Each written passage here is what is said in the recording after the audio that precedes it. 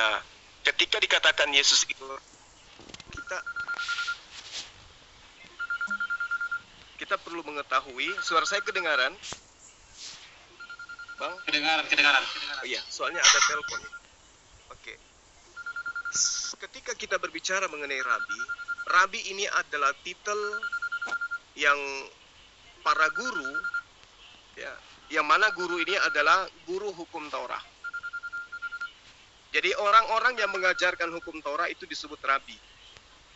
Nah, kita melihat di dalam kitabnya teman-teman Kristen, bagaimana kemudian Yesus ini nyata di dalam kehidupannya. Pada hari Sabat, beliau acap kali masuk ke dalam sinagoge atau rumah ibadah untuk kemudian membacakan Alkitab. Alkitab yang dimaksud di sini sudah pasti bukan Perjanjian Baru, melainkan sebagian daripadanya adalah Torah. Itu bisa dilihat dalam Lukas 4 nomor 16. Berarti Yesus ini adalah rabi. Nah, rabi ini sendiri berasal dari bahasa Ibrani yang artinya adalah guru. Kadang juga teman-teman dari praktisi Yudaism menyebutnya dengan sebutan rabam atau rabuni di dalam bahasa Peshitta Aramaik, yang arti daripada ucapan-ucapan ini atau gelar-gelar ini adalah guru, ya, guru atau master. Nah, apakah Yesus ini adalah guru? Jelas, dia adalah guru. Kenapa Yesus itu dikatakan guru? Karena Yesus itu tujuan kedatangan adalah mengajar. Matius 4 nomor 23, Yesus mengajar dan menyembuhkan banyak orang. Matius 9 nomor 35, di situ diterangkan bahwa demikianlah Yesus berkeliling ke semua kota dan desa. Ia mengajar. Jadi Yesus ini menghabiskan waktunya mengajar. Markus 1 nomor 38, nomor 39, Yesus mengajar. Marilah kita pergi ke tempat lain, ke kota-kota yang berdekatan, supaya di sana aku memberitakan Injil.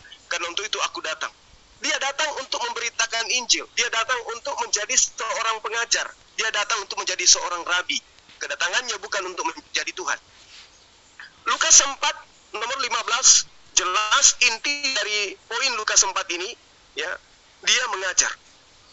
Nomor 15-nya dikatakan, sementara itu ia Yesus mengajar di rumah-rumah ibadat. Dia seorang rabi. Jelas itu. Jadi kalau orang-orang yang ada pada zamannya mengatakan Yesus itu adalah rabi, mengatakan Yesus itu adalah guru, maka gelar Tuhan itu datangnya kemudian. Datang dari teman-teman Kristen. Antioquia pertama kali yang mengajarkan itu, bahwa Yesus anak Maria yang adalah rabi itu kemudian berubah menjadi Tuhan atau Adonai atau Yahweh itu sendiri. Nah, kemudian ketika kita berbicara mengenai titik kebenaran daripada keberadaan Yesus itu sendiri, ternyata dia hanya sebagai perantara. Sebagai perantara, tentu dia sebagai guru. Kenapa Yesus disebut sebagai perantara? Karena Yesus mengajarkan firman Tuhan. Yesus mengajarkan kalam Allah. Kedudukannya sebagai pengajar kalam Allah, sudah pasti dia adalah seorang guru. Sebagai seorang guru, mustahil dia adalah Tuhan itu sendiri. Nah, kalau kita melihat bagaimana Markus, orang yang hidup sesama dia, konon ceritanya kayak begitu. Atau Petrus, ya, dia berkata kepada Yesus, Rabi, betapa bahagianya kami berada di tempat ini. Petrus memanggil dirinya sebagai Rabi. Lalu kemudian murid-muridnya yang lain juga memanggil dia sebagai seorang Rabi. Jadi ini bukti tertulis, bukti yang tidak dibuat-buat. Yesus itu adalah Rabi. Dia panggil guru. Markus 5 nomor 36 dan 35 dan seterusnya. Demikian sementara. Oke, terima kasih. Demikian opening statement-nya. Silakan kedua belah pihak untuk tarik nafas dulu agar keduanya akan siap-siap menghadapi pertanyaan-pertanyaan yang tidak terduga ini. Sama-sama belum membaca langkah masing-masing. Oke, kesempatan bertanya pertama kali kita berikan kepada Guru Dajuma, ya, sebagai juara bertahan, tapi dia akhirnya harus menggugat ini karena Mungkin Dinda, mungkin kita hormati tamu kita, beliau yang bertanya duluan. Oke, silakan. Boleh. Untuk mengurangi ritme denyut jantung, termasuk Ya, juga saya. Oke, betul juga. Oke, kesempatan pertama sesuai dengan permintaan tuan rumah, kita berikan kesempatan pertama kepada Demanik Raja untuk bertanya. 2 menit waktunya, silakan dipakai untuk membangun narasi dulu. Kalau boleh jangan hitung waktu dulu ya, saya cuma sedikit saja nih. Jadi begini, tadinya yang menjadi teman diskusi saya adalah Bapak Alif. Ya. Saya pun belum mengenal Bapak Alif. Iya, betul. Dan saya sudah share di grup-grup bahwa diskusi ini antara Bapak Alif dengan saya. Tetapi memang Bapak Awi hubungi saya, wah kelihatannya harus dirubah narasumbernya karena katanya perlu yang lebih hebat, lebih senior, yaitu Bapak Juma. Saya pun belum mengenal Bapak Juma sebelumnya. Tapi saya sudah melihat bahwa memang Bapak Juma ini betul-betul luar biasa. Saya tidak tahu dengan Bapak Alif sebelumnya, tapi saya pun yakin Bapak Alif pun luar biasa juga. Tapi ya, Bapak Juma, saya sudah melihat luar biasa. Mantap. Oke, boleh lanjut? Silakan Pak, terima kasih untuk pujiannya, karena itu saya siapkan karena saya lihat juga Pak Malik Raja ini orang yang luar biasa, saya dengar dan dapat informasi, sehingga saya harus mengimbangi. Makanya tadi saya sampaikan ke Pak Malik Raja, kami hadirkan yang terbaik dari kami, ini salah satu yang terbaik, meskipun Bang Alif juga, Ustadz Alif juga adalah yang terbaik dari kami, cuma untuk mengikuti ritmenya, karena maka kami hadirkan yang terbaik dalam hal ini. Silakan Pak Malik Raja, 2 menit untuk bertanya. Oke, baik, terima kasih. Mantap sekali pemaparannya. Ada satu yang menarik tadi disebutkan. Oh ya, timernya belum jalan. Oh ya, silakan. Ada yang menarik tadi bahwa sebagai rabi mustahil dia sebagai Tuhan juga. Kira-kira itu maknanya. Saya setuju apabila Yesus itu hanya sebagai rabi. Mustahil dia sebagai Tuhan. Namun kalau dia sebagai Tuhan, pasti tidak mustahil sebagai rabi. Nah, pertanyaan saya begini. Di dalam firman Tuhan, Yohanes 8 ayat 58, Yesus berkata bahwa sebelum Abraham jadi, dia sudah ada. Dan kata-kata yang Yesus ucapkan ini menuai, bukan sekedar kritikan, tetapi memang dia hampir dilempari dengan batu kalau dia tidak tiba-tiba menghilang. Pertanyaannya, kalau Yesus baru dilahirkan ribuan tahun sesudah Abraham, jika Yesus itu hanya seorang manusia atau seorang rabi, bagaimana mungkin logiknya bahwa Yesus berkata bahwa dia sudah ada sebelum Abraham ribuan tahun yang lalu, 2000 tahun sebelumnya? Itu pertanyaannya, mudah-mudahan sudah ditangkap. Oke, terima kasih Pak Manik Raja. Salah pertanyaannya sudah dimengerti. Silakan langsung kepada Guru Dah. Baik. 5 menit waktu untuk memaparkan. Baik. Terima kasih atas pertanyaan Bapak dan juga pujian Bapak kepada saya. Segala-galanya saya kembalikan kepada Allah Subhanahu wa taala.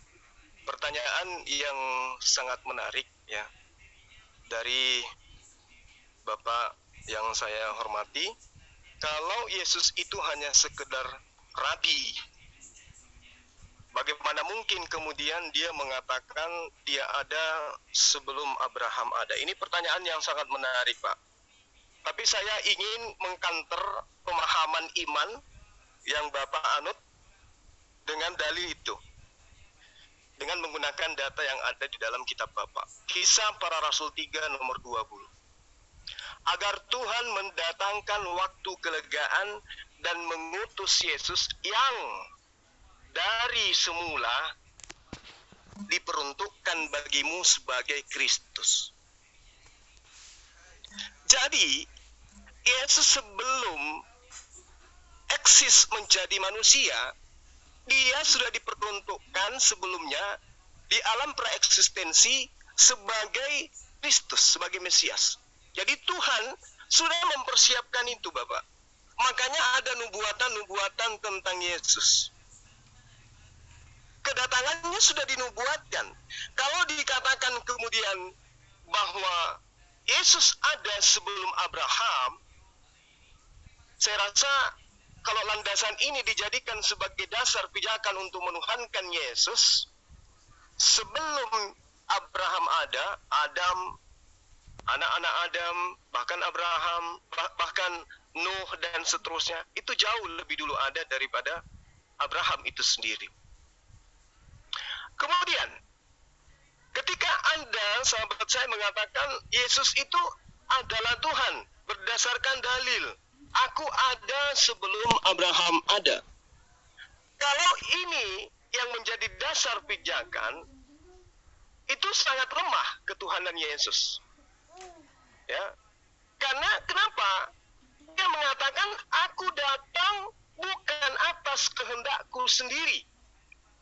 Berarti yang mempersiapkan kedatangan Yesus bukan Yesus. Kalau bukan Yesus, berarti ada esensi di luar Yesus yang mempersiapkan kedatangannya. Makanya pada saat dia di dunia, dia minta kemuliaan yang dimiliki pada kehadirat Allah. Berarti Bapa memiliki kemuliaan, di mana kemuliaan itu akan diberikan kepada para utusan-utusannya. Makanya Yesus mengatakan begini, Bapak, di dalam Yohanes 10, nomor 34, 35, 36, bahwa siapapun yang diserahi tugas untuk menyampaikan firman, maka dia adalah Allah. Dan ketetapan itu tidak bisa diputuskan, ketetapan itu nggak bisa dirubah. Artinya, siapapun dia yang mendapatkan tugas untuk menyampaikan firman, maka dia adalah Allah. Kenapa dia adalah Allah? Karena dia adalah utusan Allah. Kenapa Yesus mengatakan, aku ada sebelum Abraham? Karena Yesus adalah karena Yesus adalah utusan Sang Tuhan yang tidak memiliki awal. Makanya dikatakan, aku dan Bapa adalah satu. Berarti sebelum Abraham yang ada adalah sang pengutus yang punya kehendak. Aku datang bukan atas kehendakku sendiri, tapi atas kehendak Dia yang telah mengutus aku. Aku tidak berkata-kata dari diriku sendiri. Apa yang aku katakan adalah apa yang diperintahkan untuk aku katakan dan aku sampaikan. Dari siapa? Dari Bapa yang telah mengutus aku. Berarti aku dalam hal ini ada sebelum Abraham. Itu larinya kepada yang mengutus Yesus. Karena kedatanganku bukan atas kehendak sendiri, tapi atas kehendak Dia yang telah mengutus aku. Makanya Yesus mengatakan bertaburan data di dalam Yohanes 14, siapa yang menerima aku, dia sama halnya menerima Dia yang telah mengutus aku. Siapa yang menolak aku, sama halnya dia menolak Dia yang mengutus aku. Nah sekarang, apakah Yesus itu utusan atau sang pengutus? Dia adalah utusan, Pak. Apakah dia rabi atau Tuhan itu sendiri? Dia adalah seorang rabi, Pak. Nanti kita akan mengorek lebih jauh tentang pertanyaan Bapak ini. Ya, semoga kemudian Bapak bisa berdialog lebih luas lagi dan memberikan edukasi yang terbaik. Jadi kemudian saya katakan, kenapa Yesus mengatakan aku ada sebelum Abraham ada?